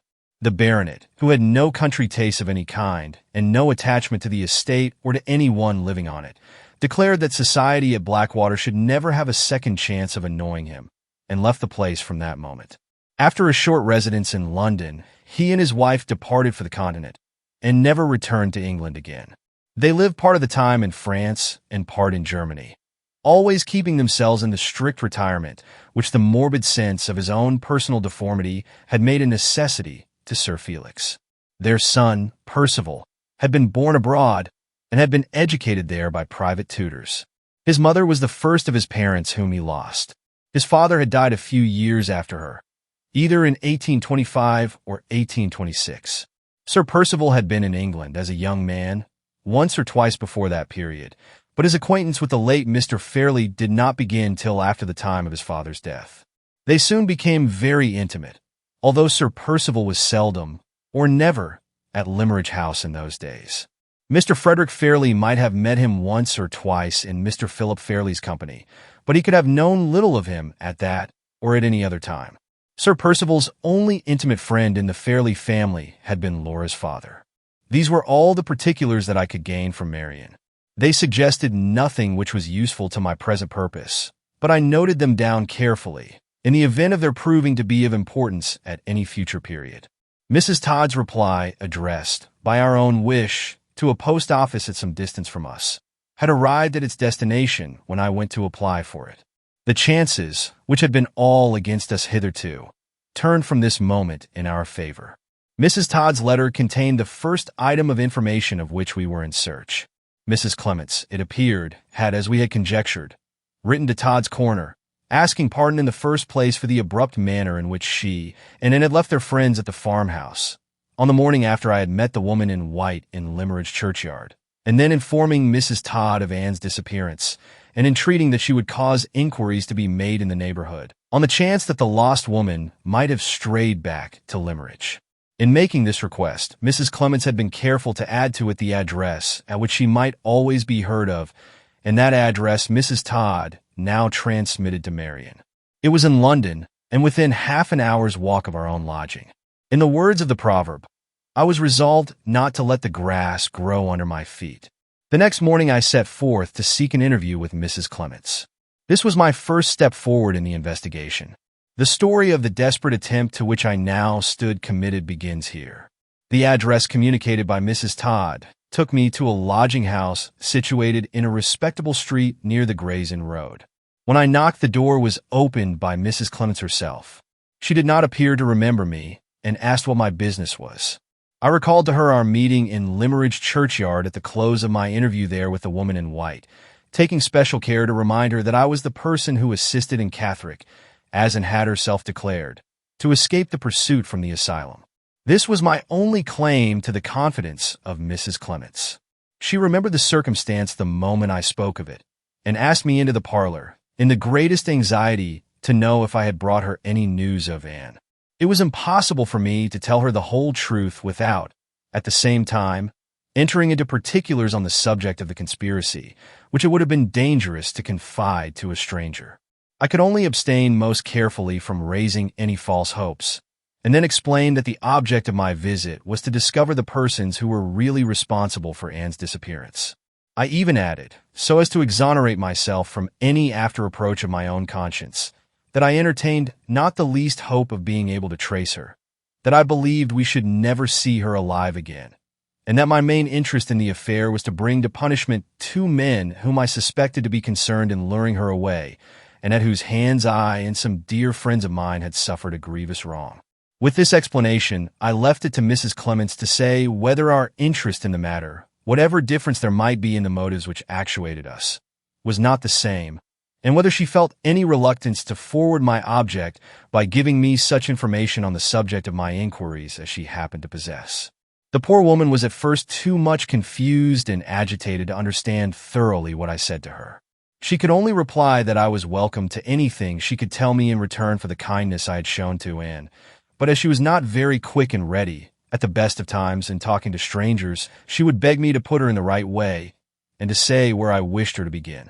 Knowing by experience that the plainest narrative attainable from persons who are not accustomed to arrange their ideas is the narrative which goes far enough back at the beginning to avoid all impediments of retrospection in its course, I asked Mrs. Clements to tell me first what had happened after she had left Limmeridge, and so, by watchful questioning, carried her on from point to point, till we reached the period of Anne's disappearance. The substance of the information which I thus obtained was as follows. On leaving the farm at Todd's Corner, Mrs. Clements and had traveled that day as far as Derby, and had remained there a week on Anne's account. They had then gone on to London, and had lived in the lodging occupied by Mrs. Clements at that time for a month or more, when circumstances connected with the house and the landlord had obliged them to change their quarters. Anne's terror of being discovered in London or its neighborhood, whenever they ventured to walk out, had gradually communicated itself to Mrs. Clements, and she had determined on removing to one of the most out-of-the-way places in England, to the town of Grimsby in Lincolnshire, where her deceased husband had passed all his early life. His relatives were respectable people settled in the town. They had always treated Mrs. Clements with great kindness, and she thought it impossible to do better than go there and take the advice of her husband's friends, and would not hear of returning to her mother at Welmingham, because she had been removed to the asylum from that place, and because Sir Percival would be certain to go back there and find her again. There was serious weight in this objection, and Mrs. Clements felt that it was not to be easily removed. At Grimsby, the first serious symptoms of illness had shown themselves in Anne. They appeared soon after the news of Lady Glyde's marriage had been made public in the newspapers, and had reached her through that medium. The medical man who was sent for to attend the sick woman discovered at once that she was suffering from a serious affection of the heart. The illness lasted long, left her very weak, and returned at intervals, though with mitigated severity, again and again. They remained at Grimsby, in consequence, during the first half of the new year, and there they might probably have stayed much longer, but for the sudden resolution which took at this time to venture back to Hampshire, for the purpose of obtaining a private interview with Lady Glyde. Mrs. Clements did all in her power to oppose the execution of this hazardous and unaccountable project. No explanation of her motives was offered by Anne, except that she believed the day of her death was not far off, and that she had something on her mind which must be communicated to Lady Glyde, at any risk, in secret. Her resolution to accomplish this purpose was so firmly settled that she declared her intention of going to Hampshire by herself, if Mrs. Clements felt any unwillingness to go with her. The doctor, on being consulted, was of opinion that serious opposition to her wishes would, in all probability, produce another and perhaps a fatal fit of illness, and Mrs. Clements, under this advice, yielded to necessity, and once more, with sad forebodings of trouble and danger to come, allowed Anne Catherick to have her own way. On the journey from London to Hampshire, Mrs. Clements discovered that one of their fellow passengers was well acquainted with the neighborhood of Blackwater and could give her all the information she needed on the subject of localities. In this way, she found out that the only place they could go to, which was not dangerously near to Sir Percival's residence, was a large village called Sandown. The distance here from Blackwater Park was between 3 and 4 miles, and that distance and back again, and had walked on each occasion when she had appeared in the neighborhood of the lake. For the few days during which they were at Sandown without being discovered, they had lived a little away from the village, in the cottage of a decent widow woman who had a bedroom to let, and whose discreet silence Mrs. Clements had done her best to secure, for the first week at least. She had also tried hard to induce and to be content with writing to Lady Glyde, in the first instance, but the failure of the warning contained in the anonymous letter sent to Limmeridge had made Anne resolute to speak this time, and obstinate in the determination to go on her errand alone. Mrs. Clements, nevertheless, followed her privately on each occasion when she went to the lake, without, however, venturing near enough to the boathouse to be witness of what took place there. When, in return for the last time from the dangerous neighborhood, the fatigue of walking, day after day, distances which were far too great for her strength, added to the exhausting effect of the agitation from which she had suffered, produced the result which Mrs. Clements had dreaded all along. The old pain over the heart and the other symptoms of the illness at Grimsby returned, and Anne was confined to her bed in the cottage. In this emergency, the first necessity, as Mrs. Clements knew by experience, was to endeavor to quiet Anne's anxiety of mind, and for this purpose the good woman went herself the next day to the lake, to try if she could find Lady Glyde, who would be sure, as Anne said, to take her daily walk to the boathouse, and prevail on her to come back privately to the cottage near Sandown. On reaching the outskirts of the plantation, Mrs. Clements encountered, not Lady Glyde, but a tall, stout, elderly gentleman, with a book in his hand, in other words, Count Fosco. The Count, after looking at her very attentively for a moment, asked if she expected to see anyone in that place, and added, before she could reply, that he was waiting there with a message from Lady Glyde, but that he was not quite certain whether the person then before him answered the description of the person with whom he was desired to communicate. Upon this, Mrs. Clements at once confided her errand to him, and entreated that he would help to allay Anne's anxiety by trusting his message to her. The Count most readily and kindly complied with her request. The message, he said, was a very important one. Lady Glyde entreated Anne and her good friend to return immediately to London, as she felt certain that Sir Percival would discover them if they remained any longer in the neighborhood of Blackwater. She was herself going to London in a short time, and if Mrs. Clements and Anne would go there first, and would let her know what their address was, they should hear from her and see her in a fortnight or less. The Count added that he had already attempted to give a friendly warning to Anne herself, but that she had been too much startled by seeing that he was a stranger to let him approach and speak to her. To this Mrs. Clements replied, in the greatest alarm and distress, that she asked nothing better than to take Anne safely to London, but that there was no present hope of removing her from the dangerous neighborhood, as she lay ill in her bed at that moment. The Count inquired if Mrs. Clements had sent for medical advice, and hearing that she had hitherto hesitated to do so, from the fear of making their position publicly known in the village, informed her that he was himself a medical man, and that he would go back with her if she pleased, and see what could be done for Anne. Mrs. Clements, feeling a natural confidence in the Count, as a person trusted with a secret message from Lady Glyde, gratefully accepted the offer, and they went back together to the cottage, and was asleep when they got there. The Count started at the sight of her, evidently from astonishment at her resemblance to Lady Glyde. Poor Mrs. Clements supposed that he was only shocked to see how ill she was. He would not allow her to be awakened. He was contented with putting questions to Mrs. Clements about her symptoms, with looking at her, and with lightly touching her pulse. Sandown was a large enough place to have a grocer's and druggist's shop in it, and thither the Count went to write his prescription and to get the medicine made up. He brought it back himself, and told Mrs. Clements that the medicine was a powerful stimulant, and that it would certainly give Anne strength to get up and bear the fatigue of a journey to London of only a few hours. The remedy was to be administered at stated times on that day and on the day after. On the third day she would be well enough to travel, and he arranged to meet Mrs. Clements at the Blackwater station and to see them off by the midday train. If they did not appear, he would assume that and was worse, and would proceed at once to the cottage. As events turned out, no such emergency as this occurred. This medicine had an extraordinary effect on Anne, and the good results of it were helped by the assurance Mrs. Clements could now give her that she would soon see Lady Glyde in London. At the appointed day and time, when they had not been quite so long as a week in Hampshire altogether, they arrived at the station.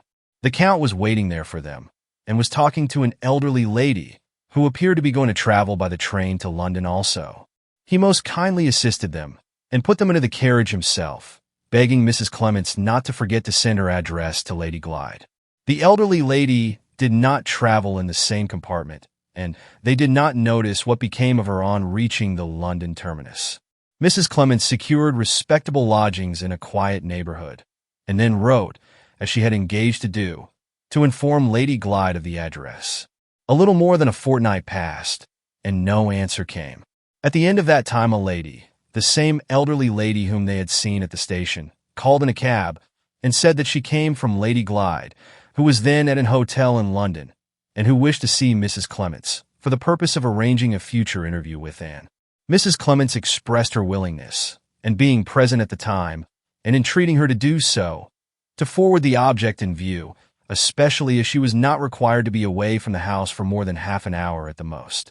She and the elderly lady, clearly Madame Fosco, then left in the cab. The lady stopped the cab, after it had driven some distance, at a shop before they got to the hotel, and begged Mrs. Clements to wait for her for a few minutes while she made a purchase that had been forgotten. She never appeared again. After waiting some time, Mrs. Clements became alarmed and ordered the cabman to drive back to her lodgings. When she got there, after an absence of rather more than half an hour, and was gone, the only information to be obtained from the people of the house was derived from the servant who waited on the lodgers. She had opened the door to a boy from the street, who had left a letter for the young woman who lived on the second floor, the part of the house which Mrs. Clements occupied. The servant had delivered the letter, had then gone downstairs, and 5 minutes afterwards had observed and opened the front door and go out, dressed in her bonnet and shawl. She had probably taken the letter with her, for it was not to be found, and it was therefore impossible to tell what inducement had been offered to make her leave the house. It must have been a strong one, for she would never stir out alone in London of her own accord. If Mrs. Clements had not known this by experience, nothing would have induced her to go away in the cab, even for so short a time as half an hour only. As soon as she could collect her thoughts, the first idea that naturally occurred to Mrs. Clements was to go and make inquiries at the asylum, to which she dreaded that and had been taken back. She went there the next day, having been informed of the locality in which the house was situated by and herself. The answer she received, her application having in all probability been made a day or two before the false and Catholic had really been consigned to safe keeping in the asylum, was that no such person had been brought back there. She had then written to Mrs. Cathrick at Welmingham to know if she had seen or heard anything of her daughter, and had received an answer in the negative. After that reply had reached her, she was at the end of her resources and perfectly ignorant where else to inquire or what else to do. From that time to this, she had remained in total ignorance of the cause of Anne's disappearance and of the end of Anne's story.